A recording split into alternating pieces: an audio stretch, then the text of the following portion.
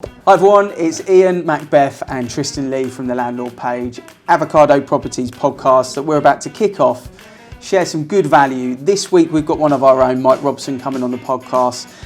Right here, right now, 2021, middle of a pandemic, you cannot fail to make a profit on a buy-to-let property. I'm looking forward to getting stuck into talking with him about how you actually review your portfolio. And I think there's so many landlords that are busy out there just going from step to step in their life. This is a good reflection podcast where you can get some tips and advice on how to actually make sure your assets are working for you. Ready for the podcast? Definitely. Let's get Bring it on. Mike Robson is going to be our guest today. And the reason we've got you in, Mike, is because you've got nearly 2 decades worth of property experience, which is great. But one of your former roles was actually to sit down and review portfolios with kind of seasoned landlords, new landlords, anyone that maybe had a portfolio as a bit of a side hustle to their job. And I guess review that portfolio and actually make sure it's performing for their own personal goals. So I'm excited to get into questions on that. You're a multi-landlord yourself, so you're obviously very up to date with the legislation and that element of things, which you might touch on at some point. But I think what's key for you is you can see both sides. You can see it from a property management point of view, from an estate agency point of view, from the landlord's point of view, and from a property investor's strategy point of view as well. So thank you for coming on. You looking forward to this? Thanks for having me on. I am. Yeah, let's go. Good stuff. Tristan. Cool. So the ultimate question I need to ask you, which we ask on every single podcast, which I'm sure you're aware from other ones, but why did you become a landlord and a property investor? Well, as Ian said, I've always been working within the property industry, and there was a point where I played a board game called The Rat Race, which is it's a teaching game which teaches you how to build income outside of your own job income, so your own salary. And the aim of the game is to build more income outside of your salary than you earn from your job, which means effectively you can give up what you do, which inspired me to stop spending money on cars, booze, fun, excitement, and put my money into something sensible, which I could then use to take cars, booze, excitement. So I wasn't using my own money to have the things that I wanted. I was using money that was being generated by investments. It's a great way to kind of kick off your life at an early age, because I would imagine you were probably, late 20s, something like that? Mid-20s, yeah. Mid-20s, yeah. And at mid-20s, a lot of people are very much focused in stuff and things. So to get an income value and an income source going is great. And that's why we do this podcast, is to talk about how people have done that and also get people thinking about could they do that as well. So we'll get straight into questions. And what I'm really excited to ask you is, for someone that's got a multiple property portfolio, it could be 2 properties or more, could even be 1 potentially, and they're kind of using it, let's say, as a bit of a side hustle to their job, much like what you were talking about. How would you, if you sat down with them, actually review the efficiency of that portfolio, and how would you look and make sure that it's actually ticking the boxes required to get their end goal? Because I would imagine everyone you spoke to had a different goal, a different theme that they were working towards. So how did you review it for them? What questions and what processes and techniques have you picked up over the years to do that? I think the case for the majority of people is, whether they own 1 property, 3, 5, 7, 9, however many it is, the properties never shout at them, and it's never in the forefront of their mind because they've got kids, they've got jobs, they've got commitments, whereas the properties will just look after themselves, or their property manager will look after them, other than the odd broken washing machine, this sort of thing. It never shouts at you at 7 o'clock in the morning that you're paying too much on your mortgage. Your mortgage company will just keep taking your money. So the point of doing a portfolio review and sitting down with someone for an hour or 2 hours and looking at every single aspect of the ownership of their properties is to make them stop in their tracks and look directly at the numbers, look directly at the properties, and take some time over it. It's only 2 hours of a year, so it's a tiny percentage of your time. But I know for a fact, out of landlords that I deal with, people don't take that 2 hours of a year to just sit down and think, is this property still doing what it needs to be doing? Is it still working how it needs to be working? And do I know what the most competitive mortgage rate, insurance deal is for this property, I guarantee 99 out of 100 landlords don't know. This is probably in the same way if you were talking to a business owner and if the business owner had a coach, you would say you need to spend some time to work on the business. Absolutely. So it's a way that you can sit down with people, ask a couple of key questions, and then actually get them working on the portfolio, I guess, which I would imagine with all the landlords you talk to, everyone's going at 100 miles an hour. You probably don't know a lot of landlords, I would imagine, over the years that you spoke to, maybe Tristan, that do that on a consistent basis. Is that fair? Yeah, when you're speaking, I had to agree on that, really. The amount of landlords I speak to, they just don't. And I think it's good to, like you said, sit down and assess all those different avenues and work out where their money's going, where they can invest more and reinvest in property, essentially. I think it's a great strategy for that. And yeah, I definitely don't see it enough. It's what an estate agent should be doing, because landlords look to use an estate agent because they want the weight taken off them. So the estate agent will say, yeah, it's no problem, I'll do it. I'll take the keys, I'll do the viewings, I'll do the references, I'll do the contracts because I know you don't have the time to do it. Well, along with that, I'll take 2 hours of a year to go, okay, well, your property's worth this, rented for that, you've got capital appreciation of this, your mortgage rate is that, this is what we can improve on, or everything's working, absolutely every box is ticked. That's all that you need to do. But nobody does it. What was the common theme that you would find from the meetings? You know, if someone's got 3 to 6 properties and they're looking at it to create end of life wealth, effectively, you know, when they hang up their boots in their profession, they want to be in a position that those properties support them for the rest of their lives. What were the common things that you were finding that you could help people with as some quick wins, some quick tips? It was often out of date mortgage rates.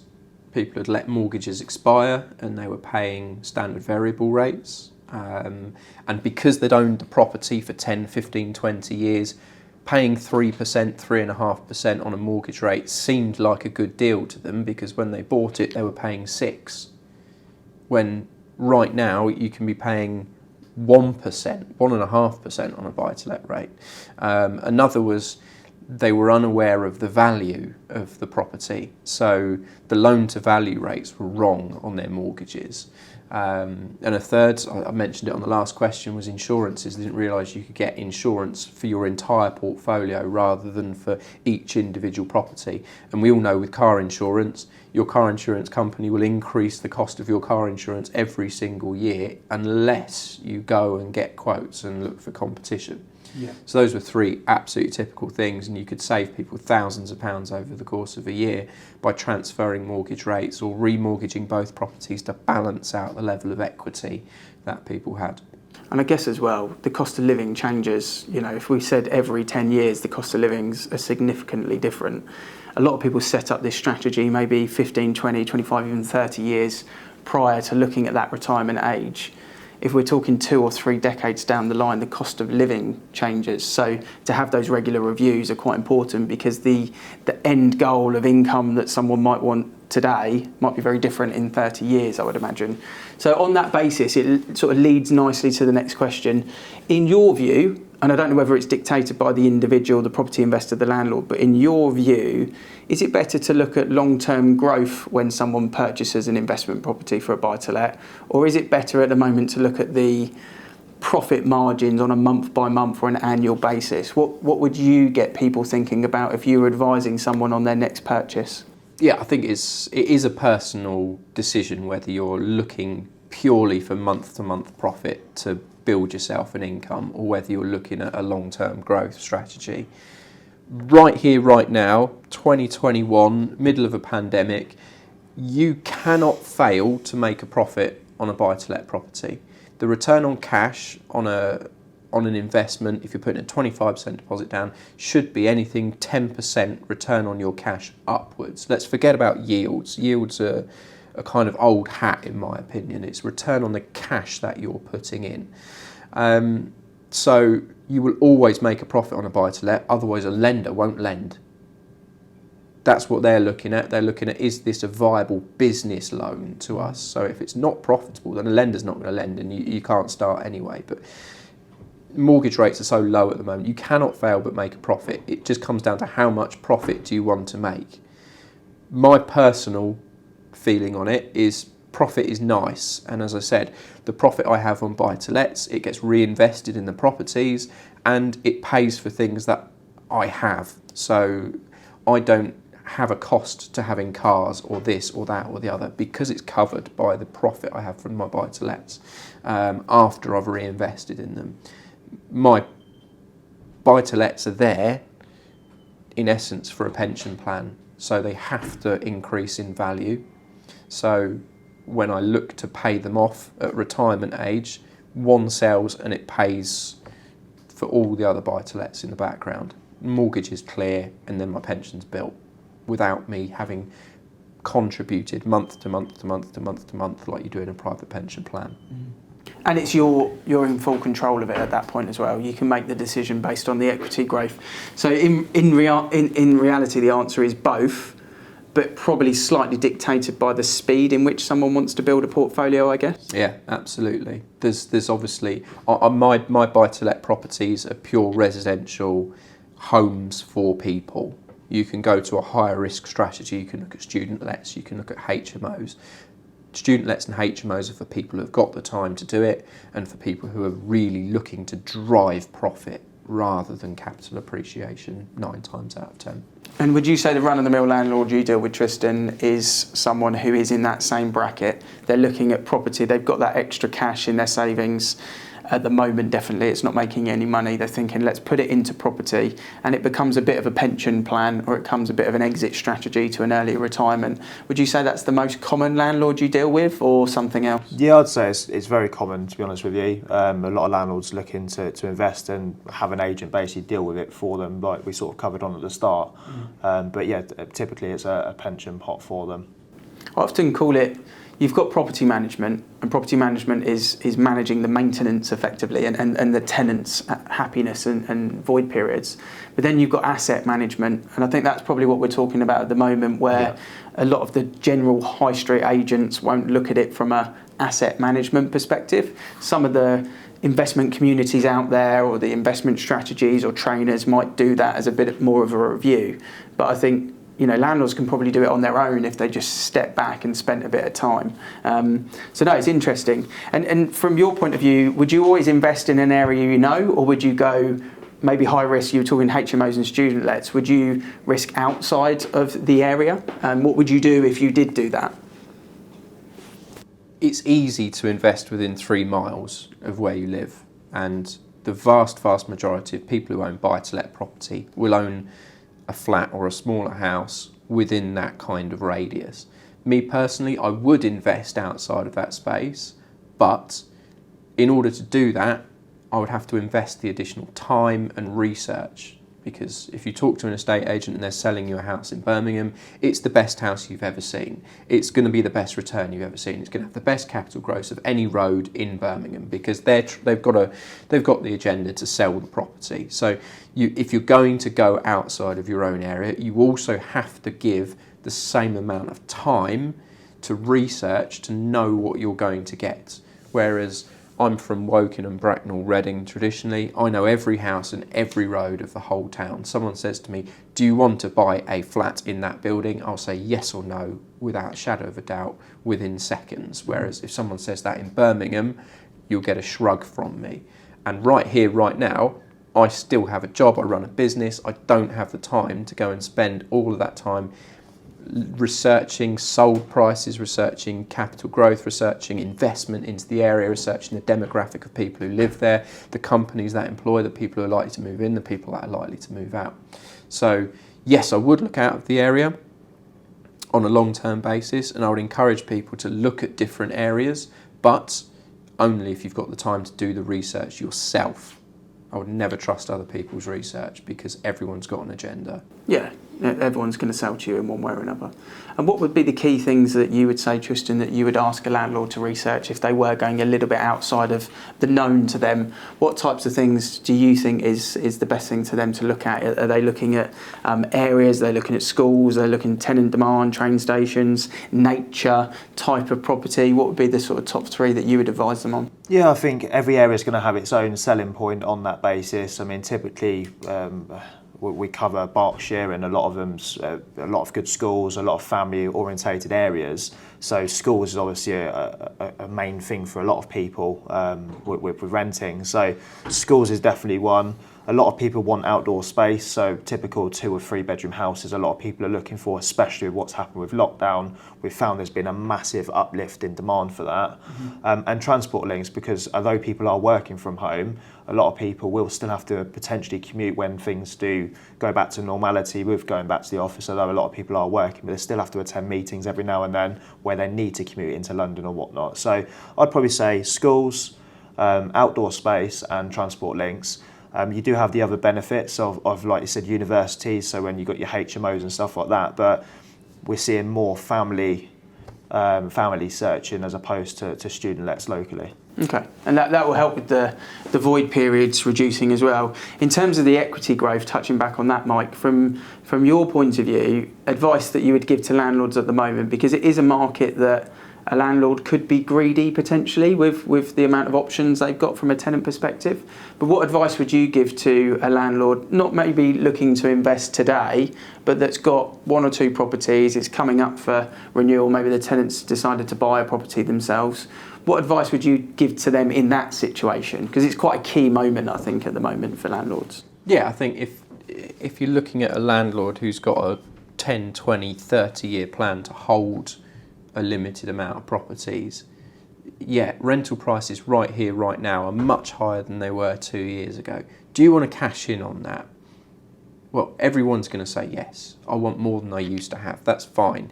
But there's no need to be greedy, because if you're looking at holding it for another 10 or 15 years, if your next tenant stays for that full 10 or 15 years, you will see higher income because of less changes, less maintenance costs, etc., etc. So bear in mind what your plan is. If you're looking to just get a new tenant in and sell it in the next 2 years, then by all means maximise the income, because if you're then selling it on to another investor, they will be able to borrow more against the property because the mortgage company will lend them more based on the income. So it's very much dependent on what your plan is over 2, 5 and 10 years. Makes total sense.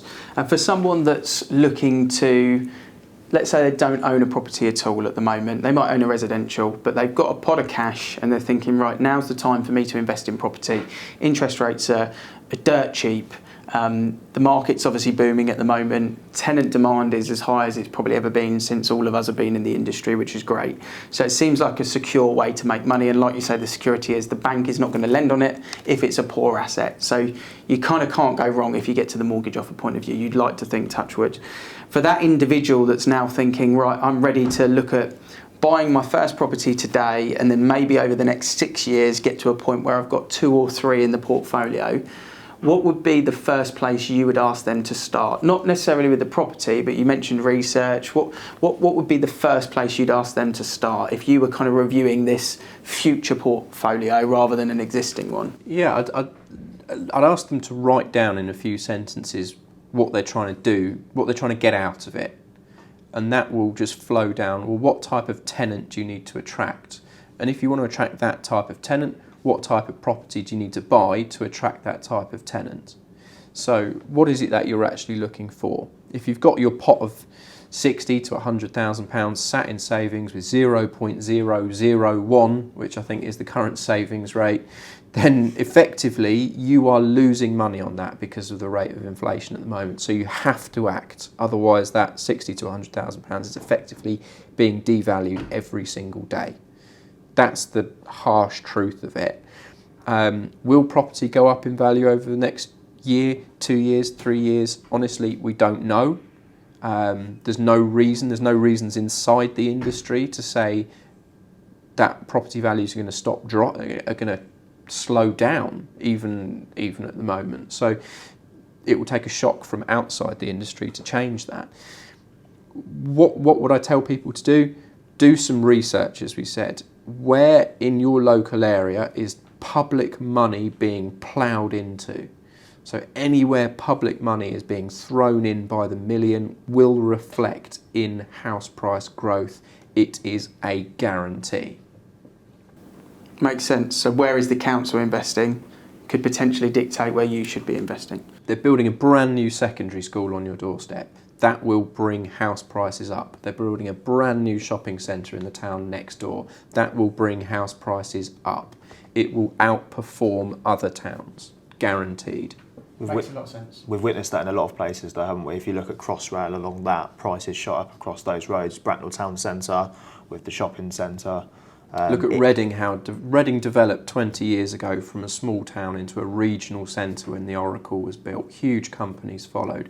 Basingstoke from a small town to a regional centre when Festival Place was built.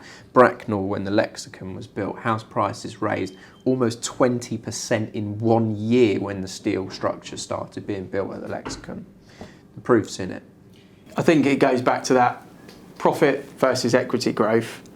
You could regionalise that quite easily, because you could go up north, you could go to the Midlands and probably make more money on your asset on a month-to-month basis. But then you could look at the equity growth in an area like Sheffield, for example, and say, well, actually, my 155 grand purchase that I bought 10 years ago is now worth 162, 180, whatever it may be, whereas investing in Berkshire, Surrey, North Hampshire, Buckinghamshire, places like that, you probably would see over 10 years a fair old increase on your purchase. Yeah, I think people look at percentages and say, well, my property's gone up by 10 or 15%, and when you're regionalising it, that's a red herring, because 10% in Bracknell is probably £35,000. 10% in the northwest might be as little as £8,000 or £10,000. And when you factor in your costs of purchase, remortgage, just general admin, that gets eaten away really, really quickly, whereas £35,000 takes a long time to eat that profit away. I like it. Makes total sense. There's a lot of value in there. I mean, the quick things that I've got to just recap on that I've jotted down that hopefully people would take some advice from you on, Mike, is to review your assets regularly and remember what your goal is with your portfolio. To work on the business, work on the portfolio. What is the return on cash? Almost move percentages away, because they're a bit of a red herring. Move the yield percentages away, the areas that we just mentioned about them. What is the hard review of cash? Look at it from pounds and pence. Yeah, just remember, your cash in there, you might have 25% of your money in there. So what's your, and if you're looking at any other investment, it's how much money you've got invested. It's not the value of the house, because the rest of the bank's money is working for you. So review it on your cash invested, what it could be doing in a bank account or elsewhere. Yeah, makes total sense. And then if you're looking to invest next, a simple, quick and easy way to give yourself security is a 3-mile radius, but also look at where the council is investing, look at where money is going into the area, and maybe follow suit as the next kind of increase, which is a great thing to look at. In every podcast, we always look at kind of the same 3 quick fire questions. Tristan's going to throw them at you. We're looking for 60 seconds up to 2 minutes max as an answer. What have you got for us today, Tristan, for Mr. Robson? Question number 1 is, what's going to happen next in the property market? I alluded to it earlier.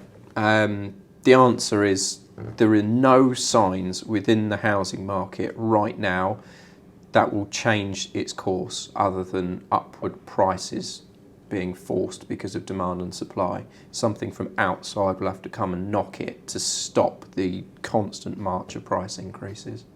Okay. And then the next question is, if you invest in the perfect investment, what does that look like to you? Me personally, as I said, I have normal families, residential buy-to-let. So the perfect buy-to-let for me, because I work hard, my job takes up most of my time, is something that has a consistent monthly profit, consistent high capital growth, and doesn't trouble me on a daily basis. Okay, great. And that sort of goes in line with the next question, really. But what is the best advice you can give to a landlord and an investor? Searching for a property, look at some specifics. We've just gone through 2 summers in a row where temperatures have been over 35 degrees. So look at some specifics. If you're looking at a flat, is it dual aspect or does it only face south? Because you're going to have some hot cooking tenants in that south-facing apartment and they're going to move out fast. buy a dual aspect apartment, they're going to have airflow and they're going to be happy and they're not going to move out at the end of that summer. So look at some specifics, go granular with the type of property that you invest in, and you'll have happier tenants. So a lot of people on Instagram this summer sitting having their lunch in the cars with the aircon on, because for that exact reason the apartments have been really warm. Got sold a south facing apartment that only faces in one direction. If you buy a flat where the windows are on both sides, not a problem at all. Everything else is going to be too hot. No, love it. Some great value there. Hopefully people have taken a lot of good notes, and if anyone's got any questions that's watching this, we do this without any sales pitch. We do this for the people that are watching to get value from. They can obviously reach out, they can comment on whatever social platform they're watching it on, reach out to Mike, Tristan or myself, Ian, and thank you for your time. Thank you for sharing some of your experience. It's been a good one. I've enjoyed that, Tristan, have you? Yeah, I have. Thank you for coming on. Okay, Tristan, another episode of the Landlord Page podcast. Love that one with Mike. Loads of great value. Hopefully people took loads of good content from it as well. Couple of takeaways for yourself. What were the kind of key things that you took from it? What advice did you personally take? Yeah, definitely. I thought there was quite a lot of valuable information there for landlords. I think there's a few key ones. For example, looking into an area where there is investment. You've had a lot of things happen recently where you've had, for example, Crossrail come in. You've had Reading previously, where they spent money on the town centre. You've had Bracknell town centre, many different areas where there's been investment, whether it's schools, whether it's the local area, has proven prices to increase. So if you're looking for growth in your property, that is the ideal scenario for that. So look where there's investment. And I think the other key thing for me as well is, if you're looking to invest in an area, most people invest close to home because they know the area. If you're investing out of area, do your research before and have the time to do it, because the agent's always going to tell you it's the best road, it's the best investment, when realistically it may not be best for your goals. So do your research beforehand, and then if you're happy, look into it, and if not, do more research. Two sound pieces of advice, and from my point of view as well, I kind of thought, don't underestimate the value in a simple investment. There's so many property investors out there that are maybe trying to really maximise the small margins, the percentages, and making a real complex investment, which sometimes is good, but actually when you're working on a day-to-day basis, you've got a family, don't underestimate the power of that convenient investment, family home, no void, minimal void periods, less headaches, equity growth, good margins, and just let it do its thing and make you money. And I thought that was a really good, sensible strategy for a lot of people out there that are maybe looking for the next golden nugget, when actually that simplicity sometimes works really well. So if anyone that is watching has got any questions for either myself or Tristan or Mike, and you want a portfolio review or you want some techniques and some advice, you can comment below. If you think you know someone that would add some value from watching this podcast or listening to this podcast, if you're listening to it on the podcast channels, then please share it with them and review. And we always enjoy just having a chat with good, sensible hosts that can offer value to you guys. So, Tristan, until the next time, thanks very much. It's been a pleasure. I'm flicking through YouTube and through Spotify. I don't think there's a podcast or a video channel on YouTube that landlords could land on where they're not being sold something. I mean, it'd be the first time any estate agents ever asked that question, but why not ask that question to a wider audience? Estate agents have the knowledge there, but they don't seem to share it. Can do different episodes based around someone that wants an exit plan or someone that's just starting their portfolio. The rules change every year. Yeah. But why not just open the floor out and just say, well, is property even the best investment out there? And tax advice is a big thing, especially with everything that's changed, capital gains tax, and obviously your stamp duty costs that you need to pay and whatnot. People don't realise what they need to prepare for.